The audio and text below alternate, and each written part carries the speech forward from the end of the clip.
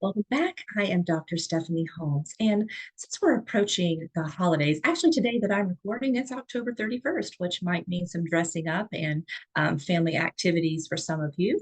I wanted to kind of talk about it. We had thought about doing a podcast on this around Christmas, but we thought, you know what, here in October, October 31st, and then Thanksgiving and Christmas, and then all the things that may happen with Advent. This can be a very busy, very hectic season. So I wanted to share a little bit with you on something that I wrote, which is located in the back of our new book, Embracing the Autism Spectrum, Finding Joy and Hope While Navigating Your Neurodiverse Family Journey. In the back, I have a series of blogs and articles that I've written. And somebody reached out and said, can you talk a little bit more, not just about children who are neurodivergent in the holidays, but what about the neurodiverse family system where one of the spouses may also be on the spectrum? So I thought, let's talk about the neurodiverse family and the holidays. Some of this comes from an article I wrote a while back called Has Your Child on the Spectrum or Child with Sensory Processing Issues Turned into the Grinch That Stole Christmas? And so we all hear this expression, the sights and sounds of Christmas. So what does that mean for people who might have issues with sensory around the holidays? I mean, that's kind of that holidays come with gatherings, they come with changes in schedule, they come with different foods. So there's a lot of things that could upset the apple cart of those who are neurodivergent, ADHD, on the autism spectrum, learning processing, all kinds of things that can go wrong. And we want really so much, I know as moms, to make the holidays bright. We want to create family memories. And then sometimes some of us find out later in life that a spouse is on the spectrum as well. And we just can't figure out, why have holidays been so stressful, and why do the wheels fall off the bus when it comes to the holidays? So let's just think about like Thanksgiving and Christmas. Well, actually, today is Halloween, so let's talk about some of the things that could go wrong for those of you who, choose to gather, who do fall festivals or Halloween. So just think about costumes. Sometimes maybe your kiddo will pick a costume that they love because it's their favorite superhero, but yet you get it home and to try it on, and it's too itchy, it's too scratchy, it's too tight. I don't like the way it feels around my neck. And you're like, what in the world? I bought exactly what they wanted, but this could be a true sensory issue. They were so excited when they saw it in the store. They didn't know what it was going to feel like or smell like or how thin or thick it was going to be. So if you can go to a place where you can try them on before you come home, that would be great. But also this applies too for spouses. I know some couples and families love to do the big or do spouse or family kind of matching costumes. And so I think it's important to take that into consideration when an adult is on the spectrum as well. There could be some of those same issues with wearing the costume or wearing the costume in public. One time, my daughter had picked out a costume that she really loved and really wanted for a fall festival, but then was struggling with like being seen in public in it. And that I just couldn't, my mind was broken. It's like, well, of course you buy this to wear this in public. I mean, we bought this for the fall festival at church. I mean, that's the purpose. We're going to wear it in public. She loved wearing it around the house and dancing and flitting about in whatever princess that it was. But when it came to getting ready to go to the festival, just again, the transition of getting ready. And then, especially if you're having it on a church night, which ours used to be on Wednesdays at a previous church. And then that's different because Wednesday nights are supposed to be like a different kind of program. And now we're showing up and it's different. And even though it's fun and something that she'd be talking about constantly, when is fall festival, when is fall festival, when is fall festival, sometimes the day of getting there can be problematic.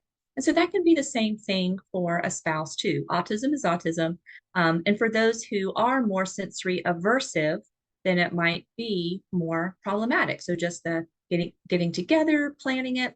And sometimes the women or neurotypical spouse would say, but it's not fair. I'm carrying the whole mental load of this. I want us to do this as a family. And so I would ask you to step back a little bit and say, if this is something that is distressing to your spouse, maybe there are some other accommodations or modifications. And even in neurotypical situations, one spouse may favor the holidays more than the other based on their upbringing and how holidays were treated. But if you have a spouse on the spectrum and they are sensory averse and they are a little more rigid, maybe you need to start having these conversations way ahead of time, a couple of weeks ahead of time, kind of talking about who's going to do what. And if it's something that's super important to you, you might be carrying more of the mental load because it's more important to you.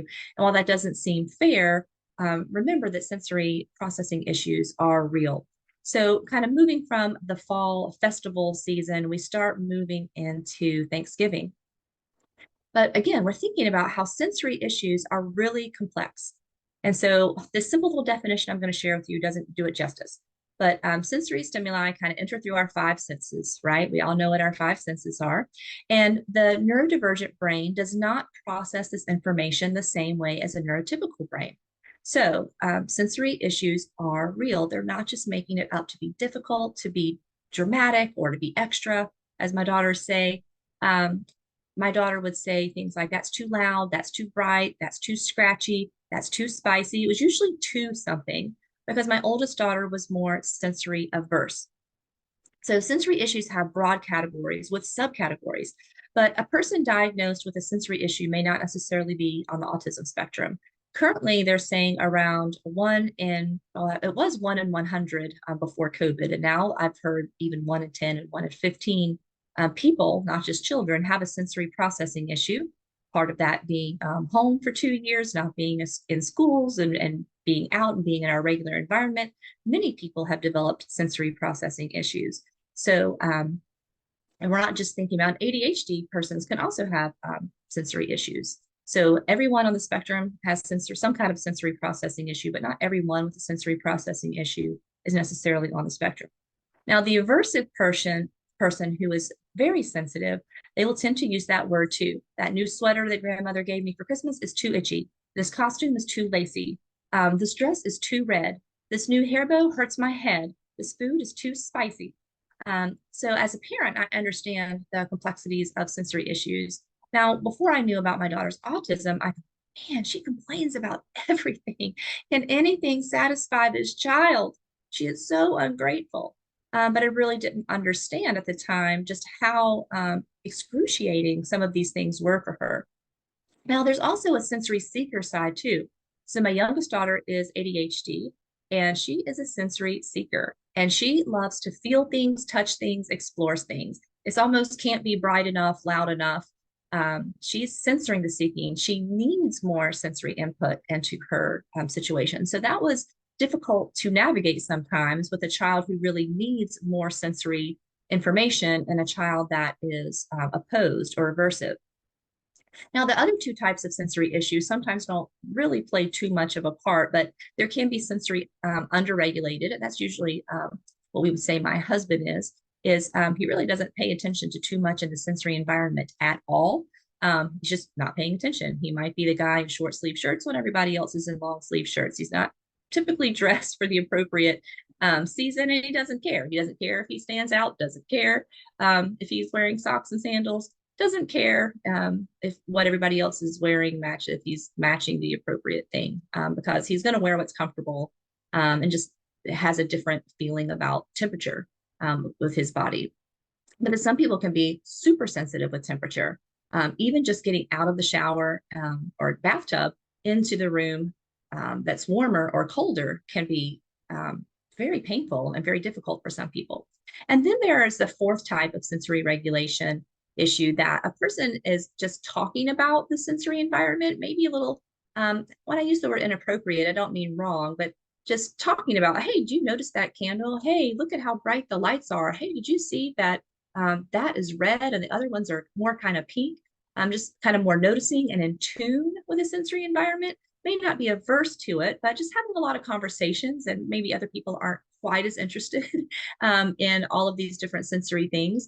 So you have those kinds of four things. So the two that might be a little more problematic is the one that's aversive, because you're in Christmas shops, you're seeing Santa, and they're like want to touch everything and can't be still and want to explore everything with their hands. And then the kids that are aversive, who might not want to sit on Santa's lap, might be averse, or doesn't want to get out of the car at Thanksgiving or family gatherings. And that also might apply to an adult on the spectrum too.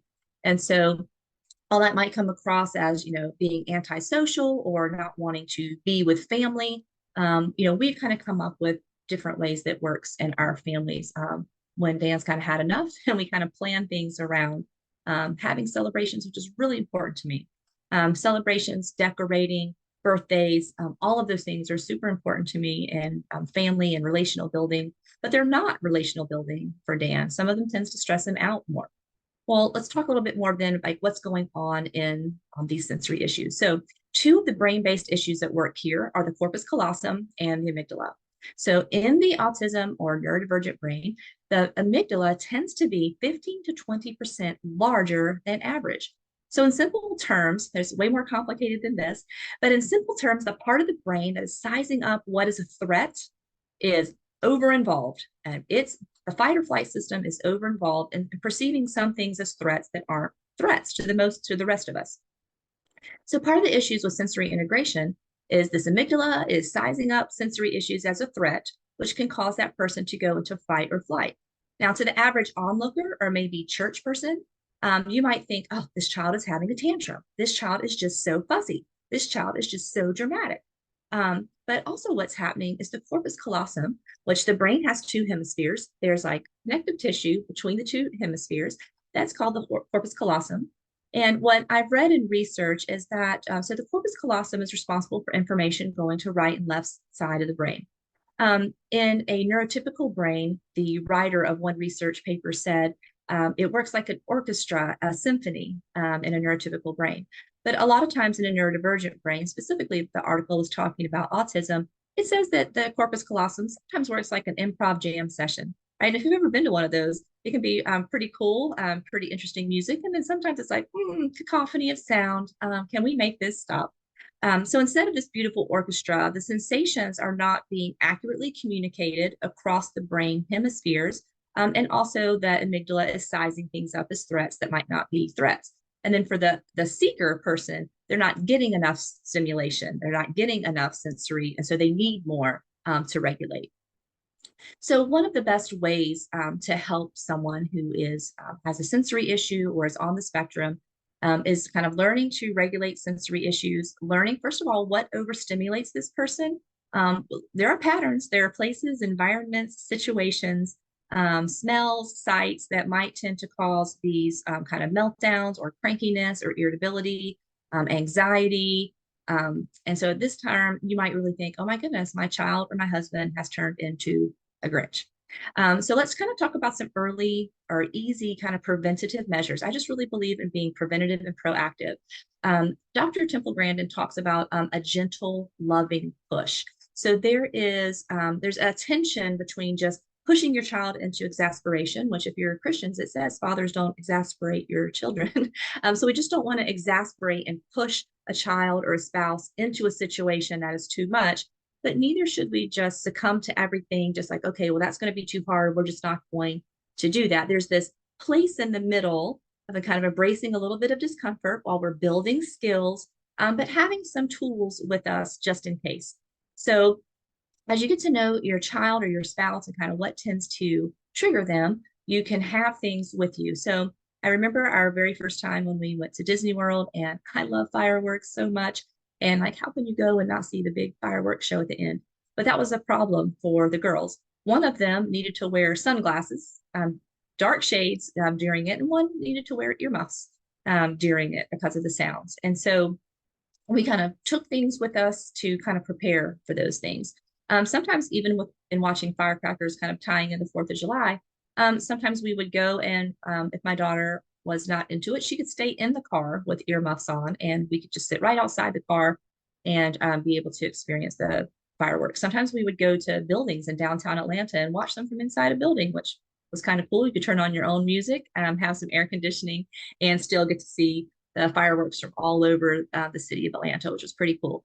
So thinking of creative ways to, so for me, I'm the firecracker lover. I'm the sound and smell lover. I'm the one who likes to decorate. Sadly, I had terrible allergies to evergreen trees and had to go to fake trees, which was very sad for me. But so instead of like having to give up all of these things that are important to me, it's what do we do to kind of build in with a family that is accommodating and modified for the people with the sensory issues, but not exactly to the expense of the one who loves all of these things too. If you're going to family gatherings, especially with AS kids, and or sensory averse kids, going trying some things at Thanksgiving is great. A first try bite or a thank you bite, but it's also a good idea to maybe have some standard favorites for your child if you would like to get through the meal. And this may be for some spouses too. If they really don't like some of the Thanksgiving food, they don't like the richness of the food, they don't like the texture of the food, normalizing that it's okay to bring some things and, educating your family. Don't get offended that so and so isn't going to eat something. Thank you for the meal, but they've kind of brought some things that they would like to eat. I think you kind of be forthcoming and you be prepared. And so it's not, don't make it a right or wrong thing. But at the same time, if you're the one who has the sensory preferences, don't expect everything to bow down and cater to you as well. There's a middle line here. What can we do for the family celebration? And then what can we do to accommodate maybe some different tastes and textures and things that this other person might need? Also, it's very important if you're wanting to build a positive family environment so that you're creating positive memories for your family and children. Sometimes neurodiverse families try to do too much in the holiday seasons. And so sometimes, especially for a spouse who was on the spectrum, they might be kind of pushed too much in participating. And if you're going from family party to extended family party to church party to business office party, and for some of those, you might have to say no. You might have to kind of look at what are the things that we need to do, and we have to choose very carefully because maybe we don't get to do all of those. And if we go into that together, having conversations, communication, teamwork, it's a collaboration. It's not a unilateral decision. So the neurotypical person, again, I understand that means you might be doing some things a little bit differently, but the importance is like, what are we trying to create and remember with our family? If you're the neurodivergent individual and you know that prolonged engagements are a problem for you, if you're being irritable or upset or the whole situation is kind of turning to a focus on you and keeping you happy, that's not going to be a family holiday with a happy ending. So sometimes I have many situations where couples are either living apart right now or they're in separated positions, working to still bridge their marriage, but trying to figure out what works best, especially when you have a neurodivergent spouse and several neurodivergent children. There can just be all kinds of things where parent and child are setting each other off. It's not a right or wrong thing, but sometimes when I interviewed someone on my podcast, Abby, with the Autism Effect on Marriage, she said sometimes the way for my husband to be the best dad is to have limited contact or to do it in ways that sets him up to be successful. So that might mean if you're in the situation and you have a spouse who's on the spectrum who gets irritable, overwhelmed, and then kind of gets grumpy, and it's kind of like, boom, raining on the parade.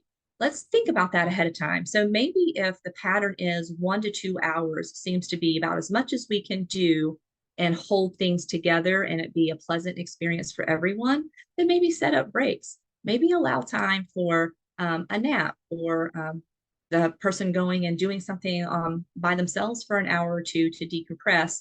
So maybe that means you are manning some things alone, but let's look at the bigger picture. What do we want? Hopefully the long-term goal is we're trying to create some kind of holiday activity, whether it's fall or Thanksgiving or Christmas or going into the new year, that everyone in the family can be involved. We want to create a positive memory.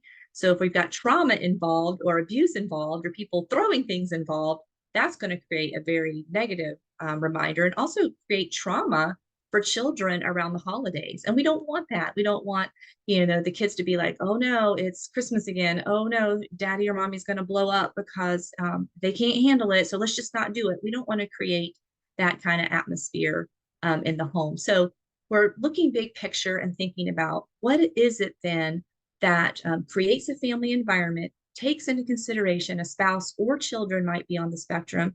Maybe the spouse and the children have different sensory needs. Maybe you have children that are sensory seeking and a spouse who's sensory averse, and you're the neurotypical or non-autistic spouse and you're going, how in the world do I do this? I just want my family together. I just want some shalom and some peace and joy for my holiday seasons. And that might be thinking creatively, thinking outside of the box, but it also is going to be collaboration. So for those of you who are adults on the spectrum, advocating or being aware of some of the things that you need and how much is too much, and the two of you striking a balance of this kind of family and couple time, extended family time, and decompression time.